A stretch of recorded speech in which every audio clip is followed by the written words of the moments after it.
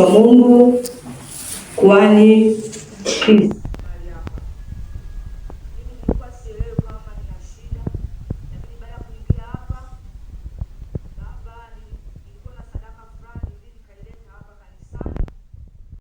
Akaniambia kwamba naona Esther una kichomi mkono wa kulia. Kwa akili yangu na mawazo yangu nikaanza kujisikia tu niko amina baba, lakini sielewi. Yeye ananiambia na kichomi, lakini mbona niko mzima? Yeye anamtikia amina. Kumbe mtumishi wa Bwana au muonaji, kwenye Biblia imeandikwa muonaji ni nabii. Yaani maana yake yeye anaona kabla wewe hujajua, yeye kashajua kinachokuwa kinakusumbua. Katika ulimwengu wa roho vitu vinakuwepo, lakini kwa pia katika ulimwengu wa mwili inakuwa bado. Mimi baba aliponiambia vile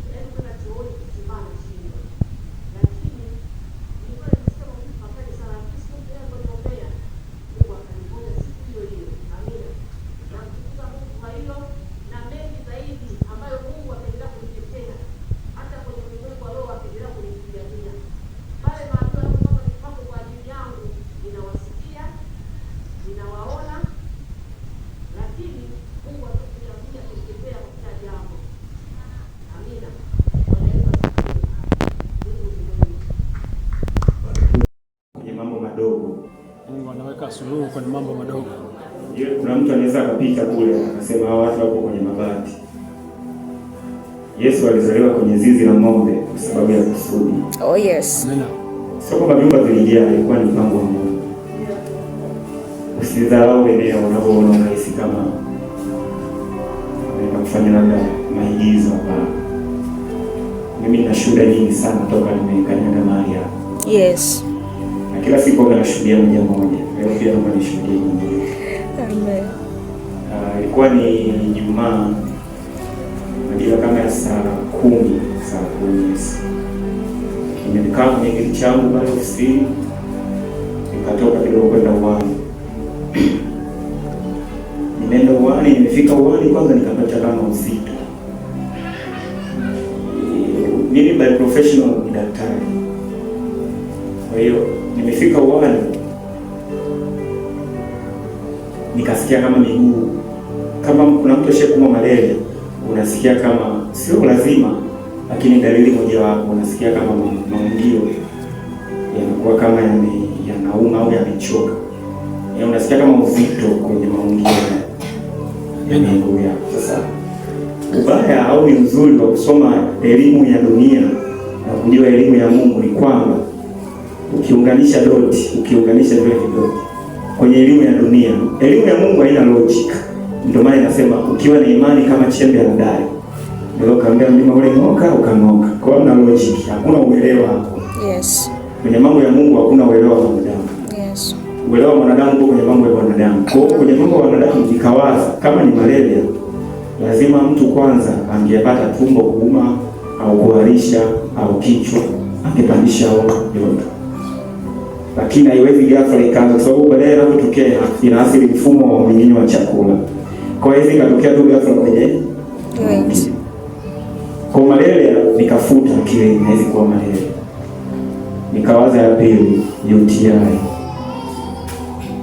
Nikasema kama ingekuwa UTI pia haiwezi anza na maungio kuuma, kwa sababu ni mfumo wa kutoa haja. Changamoto ingeanza kule, sio huku kwingine. Huko sikusikia changamoto yoyote. Kwa hiyo nikasema sasa elimu ya dunia hapa haina logic. Yaani kwa elimu ya dunia niliyosoma siwezi kuunganisha doti nikapata jibu. Kwa hiyo nikafuta sio malaria wala sio UTI. Kwa hiyo hiki ni jambo la kiroho. Nilipofanya nilimshukuru Mungu kwanza. Nilipomshukuru Mungu nikarudi kwenye kiti changu cha ofisi nikakaa. Lakini ile hali bado nikaendelea kuisikia. Ile hali ikaambatana na hali ya baridi. Mtu anaumwa malaria ana experience hali fulani hivi, ni joto, ile anasikia baridi. Anaomba kabisa na sweta na shuka na kila kitu. Nikapata hiyo hali kama ya baridi. Nilichofanya niliporudi nyumbani, nikaoga, nikavaa t-shirt na suruali, nikatulia. Ile hali ikazidi kuendelea. Sasa jambo zuri ni kwamba ukiwa na watu ambao wanamwamini Mungu, hata jambo lilo la kawaida wao wanaamini jambo la kimungu. Walionizunguka wengi watu wenye imani kali. Kwa hiyo ni wale watu ambao wanaweza kusema mlima ule ng'oka na ukang'oka. Kwa hiyo hata kama ukija kweli unasikia njaa, ujala kweli ujala, ila ni watu ambao wanaamini wakitamka neno utashiba. Hivyo ndio watu ambao wamenizunguka. Amina. Kwa hiyo wale hawakuchukulia mzaha. Walichofanya hiyo siku, Mungu ni mwema, walikuja kanisani, alafu pastor alikuwa ameombea mafuta na chumvi. Na vile vitu nadhani vilikuwa vimechanganywa pamoja. Kwa hiyo walichofanya wale watu wenye imani kali walichukua na kunipakaza. Mwambie jirani yako Mungu sio Juma. Sio Juma. Lakini Mungu wa Pastor Christopher ni Mungu anayeishi.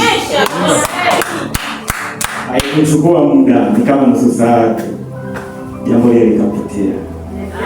Mpaka leo hii ilikuwa ni Ijumaa, leo jana nilikuja kuongezea praise mwenye nguvu. Ndio maana leo nimecheza sana. Amina. Yesu wetu anacheza tu. Mimi ukweli nikasiana anacheza. Nikumbuka Mungu aliponitoa. Shule ninazo nyingi. Nikumbuka Mungu aliponitoa mpaka nilipo sasa. Bora nimuinue tu Yesu. Bila yeye. Amen. Jamaanisha ile hela ambayo ningeenda kutibiwa nisingetoa sadaka leo. Bila kwa sababu Mungu ni mwema. Napenda kumshukuru Mungu sana. Kwa hiyo Mungu akubariki sana pastor. Barikiwa na Bwana. Mpe Mungu utukufu kwa ajili ya jambo.